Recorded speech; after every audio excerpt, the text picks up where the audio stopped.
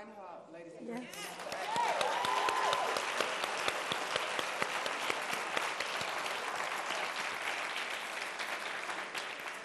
Well, Miss Shirley, we call you Miss Shiro, Shirley. That's your new name.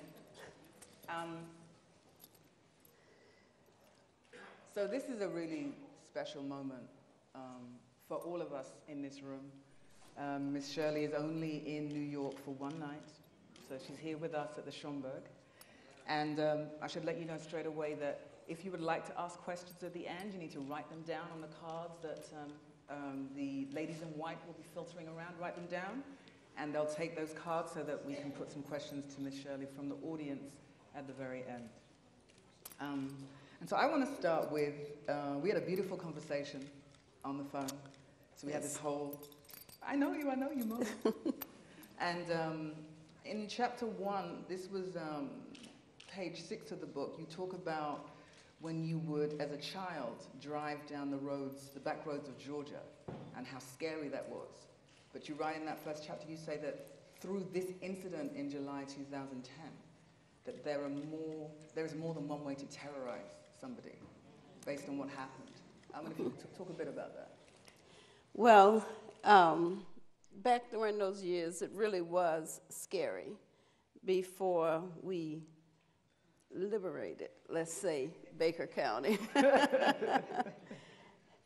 But to have this happen, to have a blogger, I mean, you're only trying to do the best that you can for everyone, and to have someone take your words, to use the equipment that they have today to cut and splice, to make your message appear to be the exact opposite of what it was and what it is just an unbelievable situation, and it is a way to terrorize someone because you don't know that you'll ever really be able to get the truth out. But I was determined, even if I had to tell one person at a time, you know. So then it makes me think, you know, there's this whole media kind of energy around this book. But the last time there was this kind of media energy was then. It was July 2010 when it went down. Yes. You were going back to those places who interviewed you, who were making those accusations, calling you a reverse racist. The speed at which that happened. How does it feel being back in this space now? You do have the whole story. It feels good to know that first of all, that I was able to use that same media, in a sense, to be able to get the story, the right story out. It feels, gosh, I can't explain how great it feels to be able to sit here in this, to hear the actress really, oh my goodness, I don't know whether you saw me, I was crying a little. Yeah, It's really amazing. I didn't ever think, I made the decision years ago that I didn't want people to forget my father and what he meant to us. I had no idea I would be able to tell the story in this way. It feels great. What's so beautiful about this book is I feel like it's more than a book. It's a living history.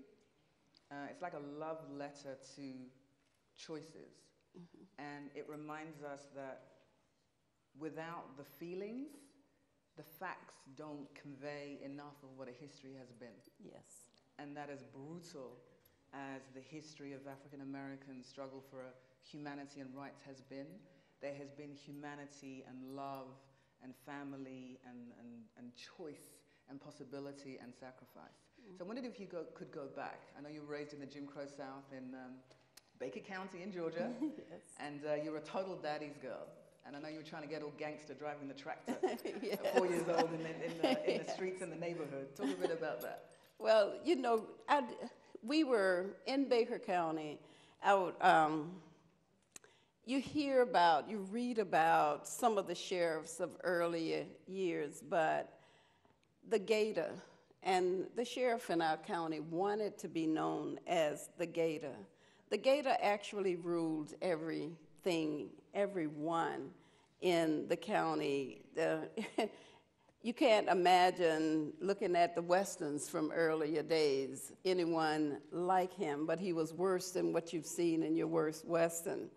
But growing up in that, my family lived, my great-great-grandparents had come to Baker County. I don't know whether they came as slaves or not, but I know they ended up there as sharecroppers and with the intent on buying land. And that they did. They bought enough land that the area where I grew up is still today called Hawkinstown. And lots of family, but it was that way, you know, the Hawkins lived in one area, the Williams in another, but we were all one big family and felt we had to help each other. And so I was raised up on a farm, and my father, there were 5 girls. You know, any farmer wants a son. I guess any man wants a son, but my mother and father kept having babies, and they were all girls. Now, we all had boys' nicknames. I was Bill. Your nickname's Bill? Yes. That is hilarious. Yes. But, you know, as safe as we could be in the situation we were in, we felt safe and comfortable there. And I feel like my father, he wanted us to have an education. He knew that education was the key to a better life. But I really think he thought all of us would just come right back home and try to work from there. But I grew up with lots of family and community support. I went to a segregated school.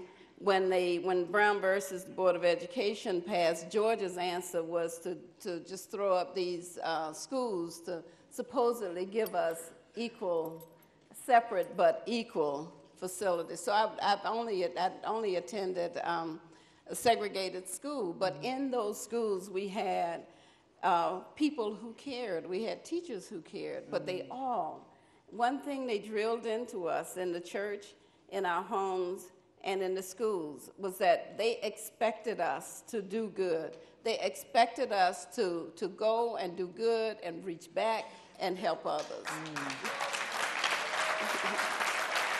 Powerful. And it's so interesting you say that because, of course, we know in the country right now we're on day 3 of the huge teacher strike in Chicago. So there's a battle right now for the soul of education, public education. So your daddy was killed by a white farmer. Yes. And go back to that time and what happened, what you know about what happened, and how your family walked through that. That happened at a time when I look back at those days, my father seemed to be about as happy as any man could be. He had convinced my mother, try just one more time for the son. One more time.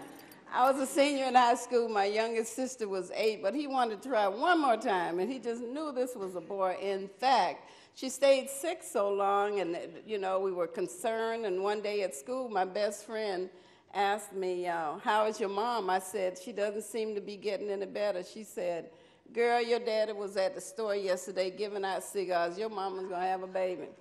Well, he told everyone that this was the son, so he was feeling on top of the world. We were getting a new home built. He was able to get a loan, the first black person to get a loan through Farmers Home Administration to build a home. He wanted a brick home, but the white county supervisor told him that a black person could not borrow the money to build a brick home. So he and my mother had to pick the smallest blocks that they could. So we were getting a new home, and he was setting aside one room in this house just for that son, you know.